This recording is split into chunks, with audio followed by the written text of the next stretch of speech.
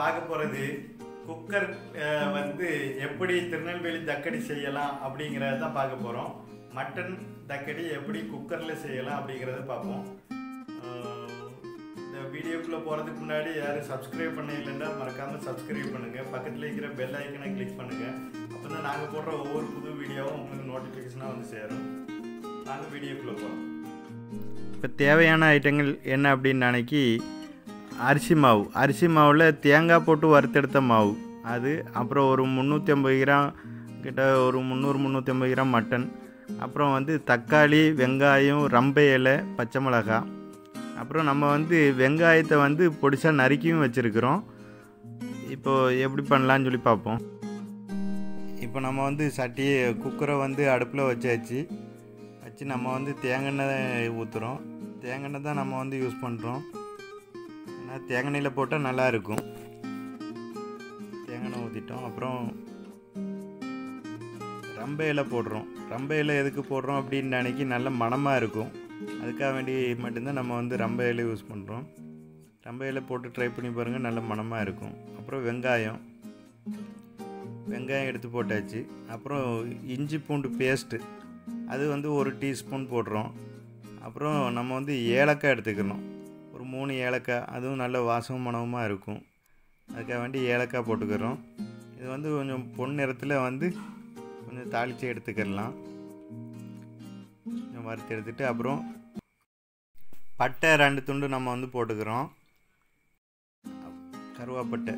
அப்புறம் வெங்காயம், தக்காளி, பச்சை மிளகாய், இது எல்லாத்தையும் போட்டு மிக்ஸ் பண்ணுறோம். அப்புறம் தேவையான அளவு உப்பு போடுறோம். நம்ம வந்து தேவையான அளவு கல் உப்பு போட்டுக்கிறோம், 1 டீஸ்பூன் போட்டுக்கிறோம். தேவையான அளவு போட்டுக்கிறோங்க.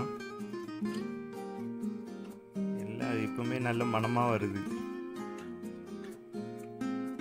இப்போ அடுத்தது நம்ம வந்து மட்டனை கழுகி ரெடி பண்ண மட்டனை எடுத்து போட்டுக்கிறோம். எல்லாம் போட்டு கொஞ்சம் மிக்ஸ் ஆகட்டும். நல்லா கிண்டி எடுத்துக்கலாம்.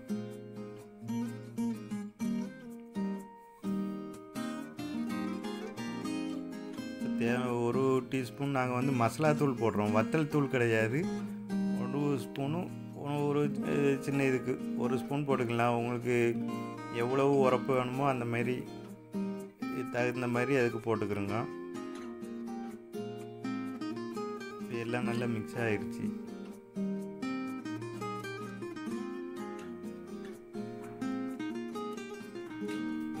நல்லா விரைய விட்டுட்டு அதுக்கப்புறம் நம்ம வந்து சும்மா மூடி வைப்போம். குக்கர் மூடி நம்ம வந்து இப்போ போட இல்லை, சாதா மூடி தான் வச்சு அடைச்சி வைக்கிறோம். நல்ல கமகமாண்டு மனம் வந்துருச்சு. இப்போ வந்து நம்ம 3 கப்பு தண்ணி ஊற்றுறோம். 3 கப்பு தண்ணி ஊற்றினா தான் அதுக்கு சால்னா நிறைய வரும். அப்போ தான் அதில் நம்ம வந்து தக்கடியை போடும்போது நமக்கு அது தேவையான அளவு எடுத்து மாவில் போட்டு பிணையறதுக்கு வேணும். அதனால் 3 கப்பு தண்ணி ஊற்றிக்கிறோம்.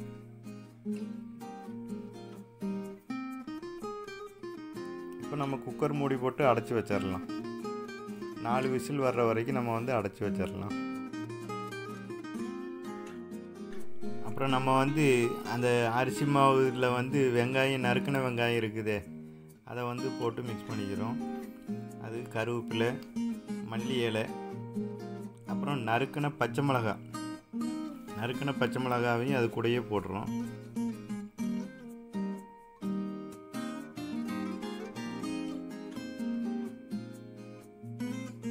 அப்புறம் தேவையான அளவு நம்ம வந்து பொடி உப்பு போட்டுக்கிறோம், தூள் உப்பு. அது போட்டு இந்த சால்னாவை வந்து அதில் நல்லா ஊற்றி, அதுக்கு தேவையான அளவுக்கு நம்ம வந்து ஊற்றி அது பிணைஞ்சி தக்கடியை ஆக்கி எடுத்து வைக்கணும். நல்லா உருண்டையாக்கி கொலக்கட்டை மாதிரி பிடிச்சி வைக்கணும். அதுக்கு நம்ம தேவையான அளவு நம்ம வந்து சால்னா ஊற்றிக்கிடலாம்.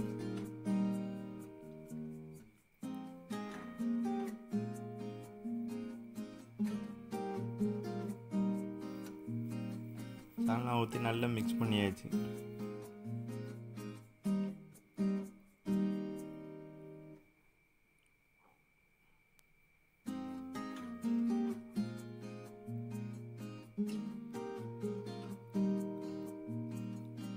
ஊற்றி நல்லா மிக்ஸ் பண்ணிக்கிட்டு இருக்கிறோம். நல்லா மிக்ஸ் ஆயிடுச்சு. தேவையான பதத்துக்கு ஊற்றிக்கிறோங்க. அப்புறம் நம்ம வந்து தக்கடி பிடிச்சி அந்த குக்கர்லேயே வந்து நம்ம எல்லாத்தையும் வச்சிடுறோம்.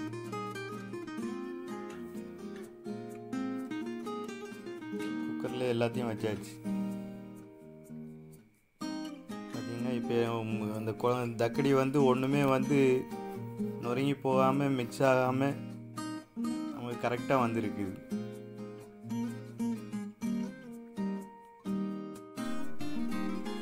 நல்லா க்ளீனாக அது கொதிச்சிக்கிட்டே இருக்குது. நல்லா வந்திருக்குது. இப்போ நம்ம வந்து அடைச்சி வச்சிடலாம். இப்போ வந்து 4 விசிலுக்கு நம்ம வந்து மறுபடி ரெடி ஆகணும். இப்போ எப்படி வந்திருக்குன்னு பாருங்க. அது சூப்பராக வந்திருக்குது.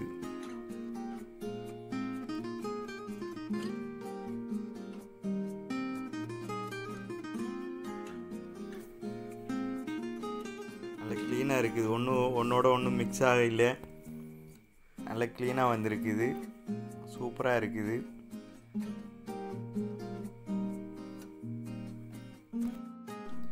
வாங்க இப்போ எப்படி இருக்குது, எப்படி வந்திருக்குன்னு சாப்பிட்டு பார்க்கலாம்.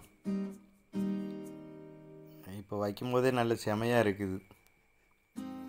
எப்படி இருக்குன்னு சாப்பிட்டு பார்க்கலாம் வாங்க. ரொம்ப சூப்பராக இருக்கும் வந்திருக்குது.